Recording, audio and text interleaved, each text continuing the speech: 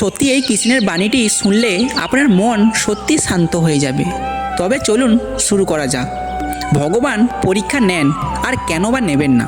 অবশ্যই নেবেন।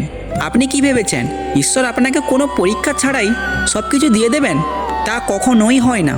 বন্ধুগণ, বাজার থেকে মাত্র 50 টাকার একটা মাটির মটকা কেনার সময় আমরা সেটাকে 10 বার ঠুকিয়ে বাজিয়ে দেখে নিই মজবুত আছে কিনা।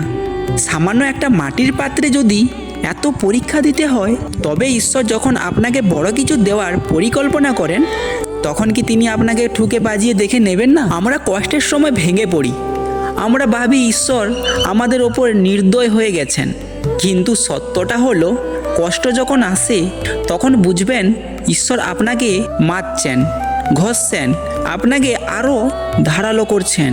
একটা সাধারণ পাথরকে হাতুড়ি দিয়ে পিটালে সেটা ধুলো হয়ে যায়, কিন্তু লোহাকে পিটালে সেটি শক্তিশালী যন্ত্র হয়ে ওঠে।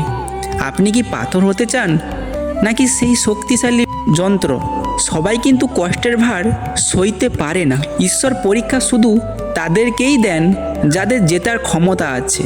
আপনার জীবনে যদি ঝড় এসে থাকে, তবে জানবেন ঈশ্বর জানেন আপনি এই ঝড়ে সামলানোর ক্ষমতা রাখেন। তিনি আপনাকে ভাঙছেন না, তিনি আপনাকে ভেতরে দুর্বলতাকে পুড়িয়ে ছাই করে দিচ্ছেন। তাই আজ থেকে আমরা অভিযোগ করব না। যখনই জীবনে বাধা আসে, তখন নিজেকে বলুন, ঈশ্বর আমাকে বাজিয়ে দেখছেন আমি কতটা শক্ত। মনে রাখবেন, মাটির পাত্র যত বেশি আগুনে পোড়ে, তার দাম তত বাড়ে। আপনিও আজ আগুনের মধ্যে দিয়ে যাচ্ছেন, কারণ আপনার দাম বাড়তে চলছে। ধৈর্য রাখুন এবং নিজের কর্মে অবিচল থাকুন।